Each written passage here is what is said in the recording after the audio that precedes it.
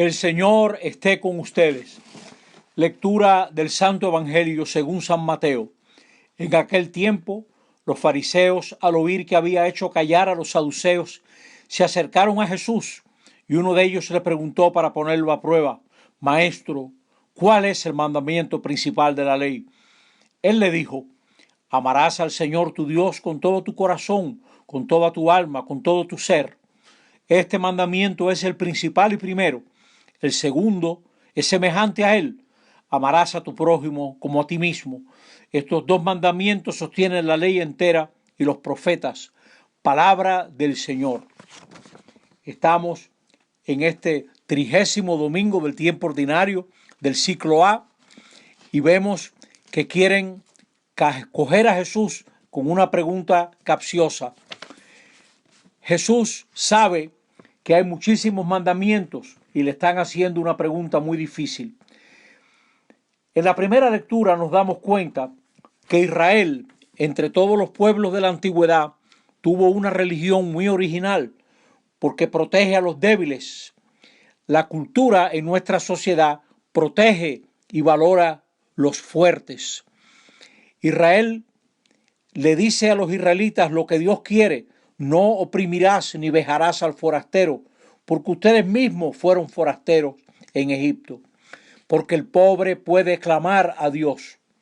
La primera lectura nos enseña quién es el prójimo. Israel fue un pueblo con prójimo.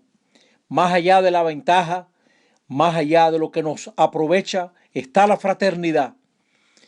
En muchas situaciones humanas, también aquí en República Dominicana, pero en otros países también, la gente se aprovecha del extranjero, del huérfano, de la viuda, de la mujer que no tiene quien la defienda. Pero el Dios verdadero se hace presente a través del prójimo. Usted quiere encontrarse con Dios, respete al prójimo. Ahí está Dios. Ahí está Dios interpelándote y llamándote a lo mejor. El pobre es sacramento de Dios. El camino hacia Dios no es la elegancia espiritual, sino el hermano. El camino hacia Dios no es los santuarios que usted ha visitado, sino a la gente a la que usted se ha acercado, especialmente si no le va a reportar ningún beneficio. El Salmo dice: yo te amo, Señor, tú eres mi fortaleza. Hay que tener una gran fortaleza para considerar al prójimo como hermano. Pablo en los Tesalonicenses, que es la segunda lectura de hoy, se alegra de cómo ellos abandonaron los ídolos y se volvieron al Dios verdadero. Cuando no amamos al prójimo y decimos que creemos en Dios, Dios es un ídolo. Y nuestras sociedades, muchas de ellas que se dicen cristianas, tenemos dinero para todo, pero nos falta el dinero para hacer inversiones importantes en ayudar a la gente pobre, a formarse, a capacitarse, a tener condiciones de vida para poder ganarse la vida y su sustento con su trabajo. Les decía al comienzo que a Jesús lo quieren agarrar con una preguntita: ¿cuál es el mandamiento mayor? Imagínense que había como 613 mandamientos positivos y unas 365 prohibiciones y unas 248 prescripciones y mandatos de lo que un buen israelita debía hacer. Era un enjambre de cosas. Y ahora le preguntan por la más importante. Claramente lo están tratando de agarrar. Ante una sociedad donde todo se relativiza, Jesús nos coloca delante de un absoluto: amar, buscar el bien de los demás. Nos mandan porque tienen que mandarnos. Nosotros somos tan mal agradecidos que no tratamos a los demás como Dios nos ha tratado a nosotros. Y hoy hay esta gran invitación que resuena en el fondo de nuestros corazones: busca al Señor, ama a Dios, porque Dios te ama incondicionalmente, apasionadamente. Si has ido a una boda últimamente, esa boda es un sacramento para ti. Como se quieren esos muchachos, así nos quiere Dios a nosotros. El primer mandamiento, dice Jesús, es: amarás al Señor tu Dios con todo tu corazón, es decir, en lo que decidimos, lo que escogemos, lo que preferimos. con toda tu alma, es decir, aquello que vemos como definitivo y duradero. Y finalmente, con todo tu ser, en todos los aspectos de tu vida, hasta doblando izquierda en un semáforo, en una carretera, haciendo negocios, en la fila de un banco, de un supermercado, hablándole a tu hija mayor que no te tiene respeto. Ahí tú tienes que lucírtela como hijo de Dios.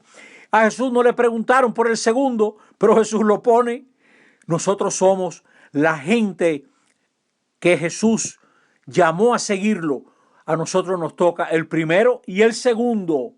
Nos toca descubrir a las otras personas. Todavía nos falta descubrir el otro. La gente pobre, la gente que no tiene recursos, capaz de trabajar, capaz de ser protagonistas y autores de su propio progreso, porque nosotros hemos sido capaces, ellos también.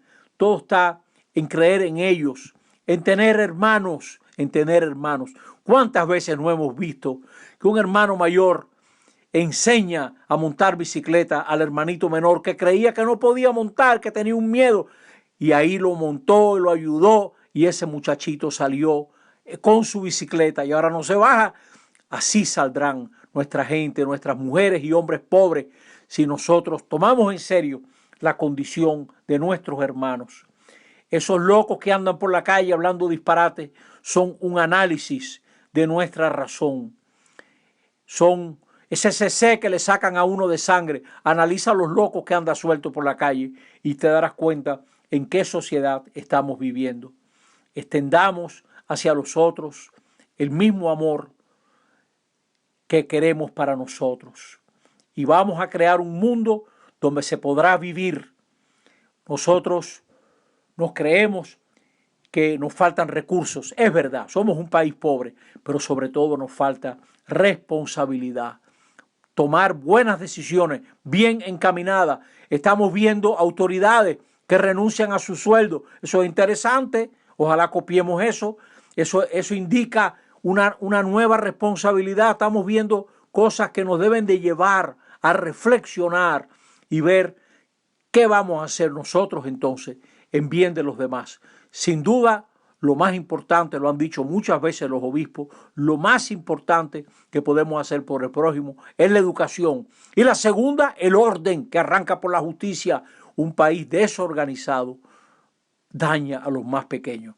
Entonces, amar a Dios y al prójimo, que Dios nos ayude a poderlo vivir. Que así sea. Amén.